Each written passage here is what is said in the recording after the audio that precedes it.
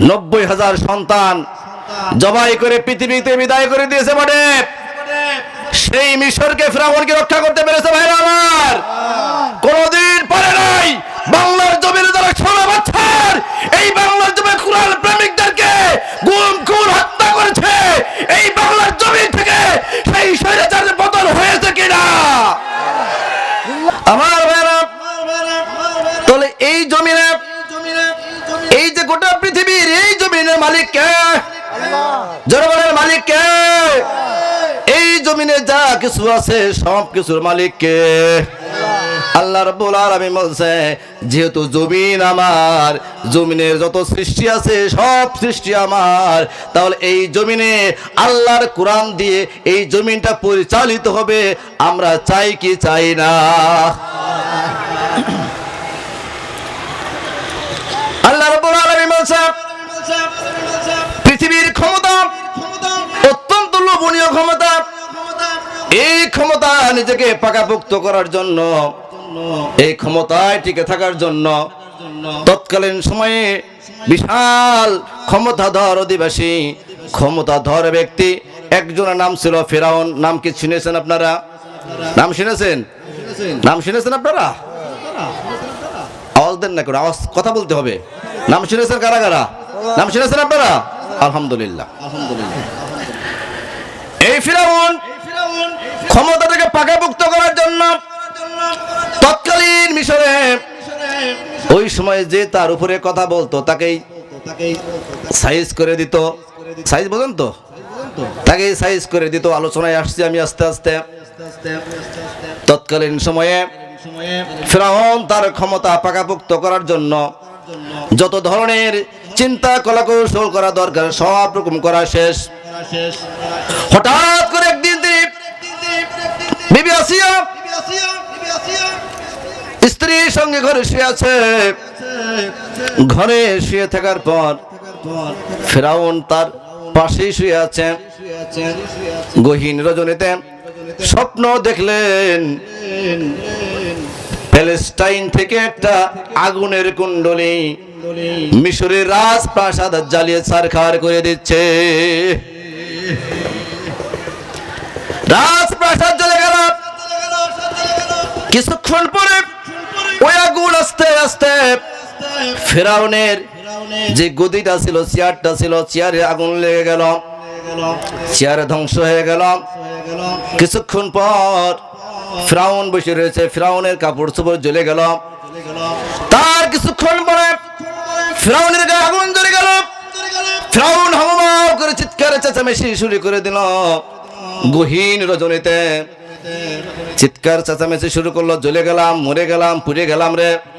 ও বাবা ঠেকা ঠেকা, বেবার ঠেকা। পাশে শুয়ে আছে কে? স্ত্রী। কে শুয়ে আছে?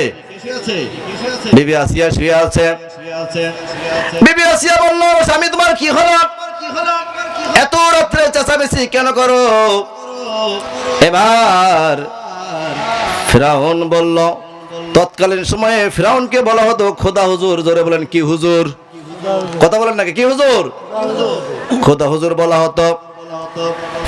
ফিরআউন যখন স্ত্রীর কাছে বর্ণনা করলো, ও আসিয়া আমি স্বপ্নে দেখলাম প্যালেস্টাইন থেকে আগুন আসলো, রাজপ্রাসাদ জ্বালিয়ে ছারখার করে দিল, আমার এই চেয়ারকে জ্বালিয়ে ছারখার করে দিল, আমার শরীরের কাপড়গুলোকে ছারখার করে দিল, আমার শরীরে ছারখার করে দিল, আমি এখন লাফ মেরে উঠেছি।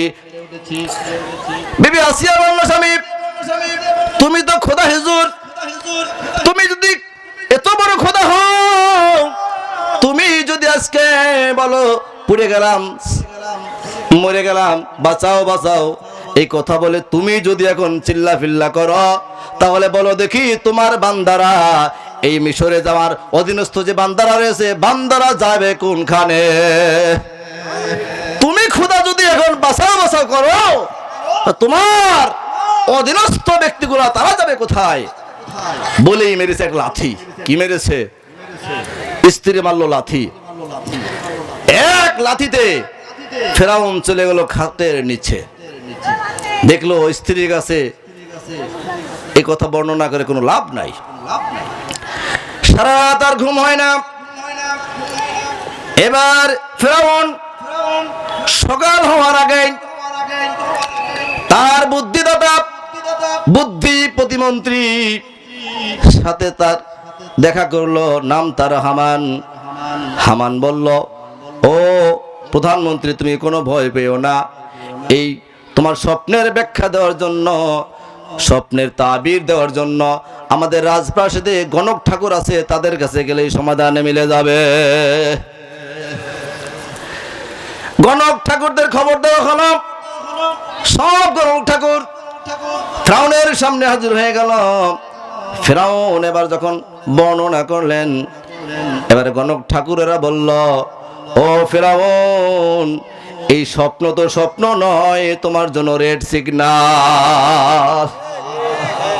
রেড সিগন্যাল,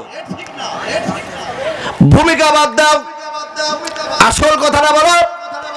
গণক ঠাকুরেরা বলে দিল, ও মিশরের বাচ্চা ফেরাউন, তুমি শোনো শোনো শোনো, এই স্বপ্নের ব্যাখ্যা হলো, বনে ইসরায়েলের জাতি থেকে একজন নবী আসবে, যে নবী সে তোমার এই ক্ষমতাকে লন্ডভন্ড করে দেবে,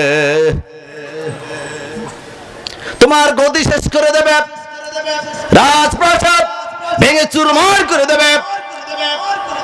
ও ফেরাউন, তোমার এই গদি থাকবে না, চেয়ার থাকবে না, তুমি ধ্বংস হয়ে যাবা।